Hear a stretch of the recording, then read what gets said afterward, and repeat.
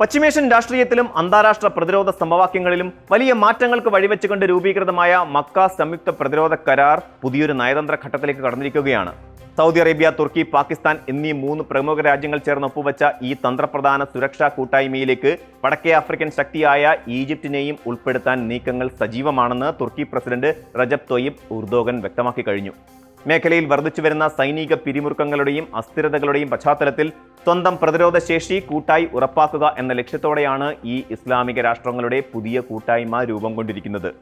സൗദിയിലെ വിശുദ്ധ നഗരമായ മക്കയിൽ വെച്ച് ഒപ്പുവെക്കപ്പെട്ട ഈ കരാറിൽ ഏറ്റവും പ്രധാനപ്പെട്ട പ്രത്യേകത പാശ്ചാത്യ സൈനിക സഖ്യമായ നാറ്റോയുടെ 5ാം വകുപ്പിന് സമാനമായ കൂട്ടായ പ്രതിരോധ ആശയമാണ്.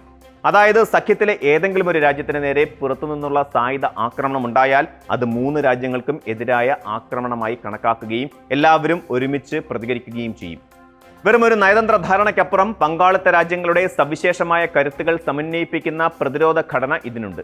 സൗദി അറേബ്യയുടെ ഭീമമായ സാമ്പത്തിക ശേഷിയും ഊർജ്ജ സ്വാധീനവും, തുർക്കിയുടെ അത്യാധുനിക പ്രതിരോധ വ്യവസായവും ഡ്രോൺ സാങ്കേതികവിദ്യയും, പാകിസ്ഥാന്റെ സൈനിക അനുഭവ സമ്പത്തും ആണവശേഷിയും ഒത്തുചേരുമ്പോൾ ഇത് മേഖലയിലെ ഏറ്റവും ശക്തമായ സുരക്ഷാ അച്ചുതണ്ടായി മാറും. ഈ സഖ്യത്തിലേക്ക് ഈജിപ്റ്റ് കൂടി കടന്നു വരുന്നതോടെ മേഖലയിലെ പ്രതിരോധ സമവാക്യങ്ങൾ പൂർണ്ണമായും വിപുലീകരിക്കപ്പെടും. ചെങ്കടലിന്റെയും സൂയസ് കനാലിന്റെയും തന്ത്രപ്രധാന നിയന്ത്രണമുള്ള ഈജിപ്റ്റ് കൂടി ഭാഗമാകുന്നതോടെ ഈ കരാർ മിഡിൽ ഈസ്റ്റിനെയും ദക്ഷിണേഷ്യയെയും അതുപോലെ മെഡിറ്ററേനിയനെയും ബന്ധിപ്പിക്കുന്ന ബൃഹത്തായ ഒരു ചട്ടക്കൂടായി മാറും. തുർക്കിയും ഈജിപ്തും തമ്മിൽ നിലനിന്നിരുന്ന നയതന്ത്ര തർക്കങ്ങൾ പരിഹരിക്കപ്പെട്ട സാഹചര്യത്തിൽ പ്രബല സൈനിക ശക്തികൾ ചേരുന്ന R4 കൂട്ടായ്മയായി ഇത് വികസിക്കുമെന്നാണ് വിലയിരുത്തപ്പെടുന്നത്.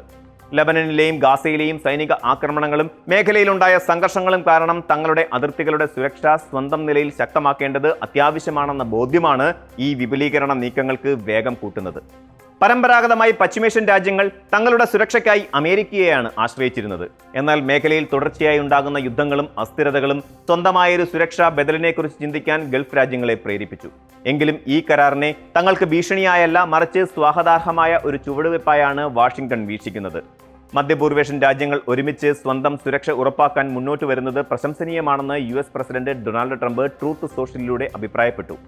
ഹോർമൂസ് കടലിടുക്കിലെ അന്താരാഷ്ട്ര ഗതാഗത തടസ്സങ്ങൾ നീക്കുന്നതിനും സിറിയയിലും ലബനനിലും സ്ഥിരത ഉറപ്പാക്കുന്നതിനും മുൻഗണന നൽകുന്ന ഈ കരാർ പാശ്ചാത്യ സഖ്യങ്ങളെ പാടെ തള്ളിക്കളയാതെ തന്നെ സ്വയം പര്യാപ്തത കൈവരിക്കാനുള്ള തന്ത്രപ്രധാനമായ നീക്കമാണ്.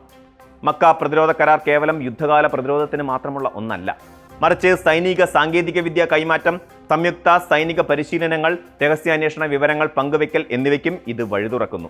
വരും ദിവസങ്ങളിൽ ഈജിപ്റ്റ് കൂടി കരാറിന്റെ ഭാഗമാകുന്നതോടെ മിഡിൽ ഈസ്റ്റിലെ പ്രാദേശിക സന്തുലിതാവസ്ഥയിൽ ഈ 4 രാജ്യങ്ങളുടെ കൂട്ടായ്മ നിർണായക ശക്തിയായി മാറും.